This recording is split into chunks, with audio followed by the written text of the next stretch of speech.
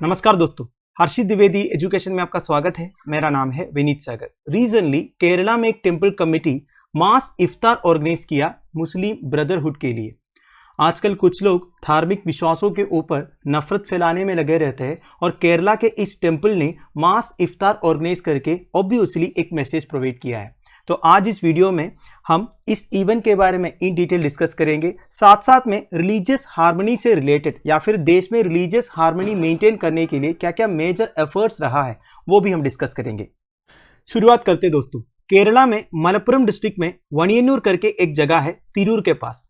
तिरूर के बारे में आपने सुना होगा अगर आप इंडियन इंडिपेंडेंस स्ट्रगल को ठीक से स्टडी किया है। The most infamous wagon tragedy जो माप्ला रियोट से रिलेटेड था वो तिरूर में हुआ था। तो तिरूर के पास वणियन्नूर में एक टेंपल है। इस टेंपल में हुआ था मास इफ्तार पार्टी। टेंपल का नाम है चातंगाड श्री महाविष्णु टेंपल। 200 से अधिक मुस्लिम मेन, वीमेन एंड चिल्ड्रन इस इफ्तार पार्टी अटेंड किए और केरला में पहली बार हो रहा है इस तरह एक रिलीजियस हार्मनी रिलेटेड इवेंट। तो इस इवेंट के बारे में टेंपल कमेटी ने बोला है, टेंपल में एनुअल फीस्ट होता है फेस्टिवल के दिन। इस साल का फेस्टिवल रमजान के दिन में था, इसलिए मुस्लिम ब्रदरहुड अटेंड नहीं कर पाए। इसलिए मुस्लिम फ्रेंड्स के लिए अलग सा एक इफ्तार पार्टी ऑर्गेनाइज किया टेंपल कमेटी के द्वारा। अब दोस्तों रिलीजियस हार्मनी इन इंडिया के बारे में डिस्कस करते हैं। रिलीजियस हार्मनी बेसिकली एक कॉन्सेप्ट है जिसमें अलग अलग रिलीजियंस के बीच में लव एंड अफेक्शन इंडिकेट करते हैं। वैसे हमारी संविधान रिलीजियस हार्मनी को सपोर्ट एंड एंकरेज करते हैं। इंडिया में हर एक सिटीजन के पास right to choose and practice any religion है। अब दोस्तों रिलीजियस हार्मनी या धार्मिक सद्भाव को बनाए रखने में इंडिया के अंदर क्या क्या मेजर एफर्ट्स रहा है वो हम डिस्कस करेंगे। साथ साथ में रिलीजियस हार्मनी से रिलेटेड कुछ इंपॉर्टेंट टर्म्स के बारे में भी आपको मैं बताऊंगा। Late 19th century and early 20th century Indian guru and yogi Sai Baba of Shirdi के बारे में आपने सुना होगा। इन्होंने अपने टीचिंग्स के थ्रू हमेशा रिलीजियस हार्मनी को प्रमोट किया है।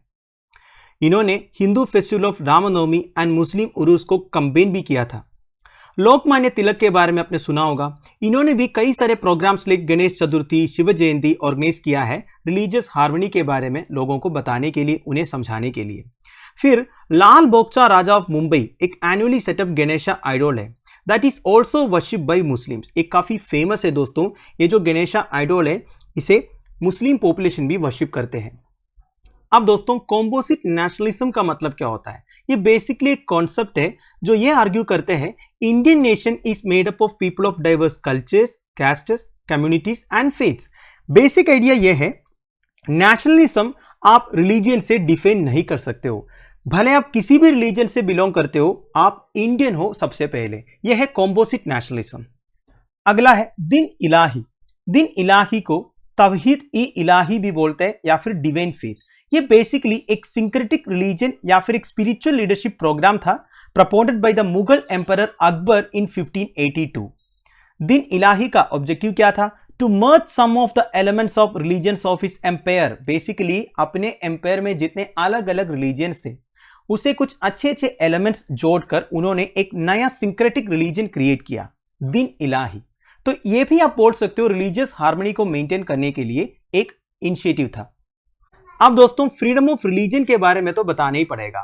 हमारे देश में रिलीजियस हार्मनी को मेंटेन करने में फ्रीडम ऑफ रिलीजन वाला जो फंडामेंटल राइट है ये बहुत इंपॉर्टेंट रोल प्ले करते हैं।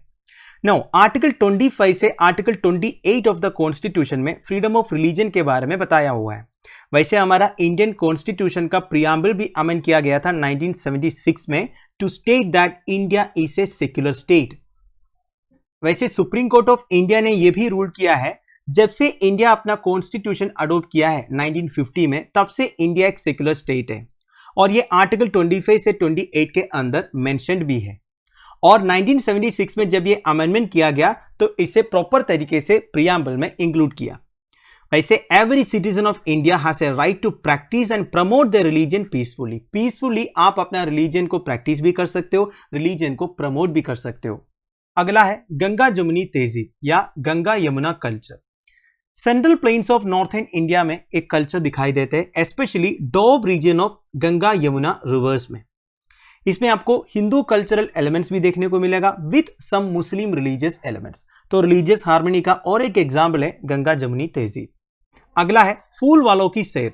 फूल वालों की सैर का मतलब है प्रोसेशन ऑफ द फ्लोरिस्ट। ये बेसिकली एक एनुअल सेलिब्रेशन है by the flower sellers of Delhi.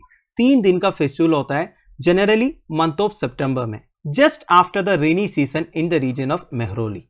अब देखिए ये जो सेलिब्रेशन है इसे एक परफेक्ट एग्जाम्पल आप बोल सकते हो of the composite culture of Delhi which was bolstered an environment of communal harmony in the city। तो देखिए कम्युनल हार्मनी के लिए एक परफेक्ट एग्जाम्पल आप बोल सकते हो फूलों वालों की सैर जो है। इवन टुडे ये जो फेस्टिवल है ये हिंदू एंड मुस्लिम्स एक साथ सेलिब्रेट करते हैं। अगला है सर्वधर्म सम्मेलन, मतलब है मीटिंग ऑफ ऑल फेथ्स। ये बेसिकली एक असेंबली है organised in several places in India. इसे जनरली ऑर्गेनाइज करते हैं जैन कम्युनिटी। जैनिज्म में एक अनेकांतवाद प्रिंसिपल है, इसे कंफर्म करता है सर्वधर्म सम्मेलन। अगला है अजमेर शरीफ दरगाह। अजमेर शरीफ दरगाह बेसिकली एक सूफी टॉम्ब है या फिर दरगाह है of revered Sufi saint Moinuddin Chishti located at Ajmer Rajasthan India.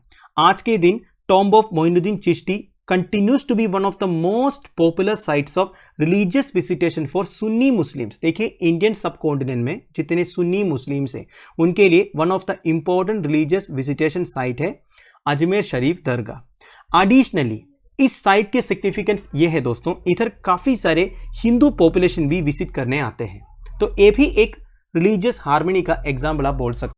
तो दोस्तों दैट्स एंड ऑफ इट। इस तरह के जो रिलीजियस हार्मनी रिलेटेड इवेंट्स जो देश में चलते हुए आ रहा है उसे तो और प्रमोट करना चाहिए। वैसे दोस्तों मेरे हिसाब से इंडिया में जो मैक्सिमम पॉपुलेशन है वो रिलीजियस हार्मनी के ऊपर विश्वास रखते हैं। कुछ ही लोग हैं जो हमारे बीच में नफरत फैलाने के लिए कोशिश करते हैं, पर अनफॉर्चुनेटली मैक्सिमम लोग जो है उस पर शिकार बन जाते हैं और आपस में लड़ने लगता है। वैसे आधा प्रॉब्लम तो आप इंटरनेट बंद करने से सॉल्व हो जाएगा, क्योंकि मैक्सिमम जो नफरत है वो ऑनलाइन फैलते हैं। तो केरला का टेम्पल कमेटी जो एग्जाम्पल सेट किया है उसके बारे में आपका क्या राय है आप मुझे जरूर कमेंट बॉक्स में बता दीजिएगा। आई होप आपको वीडियो इन्फॉर्मेटिव लगा हो। Thank you for watching. Bye bye, have a nice day.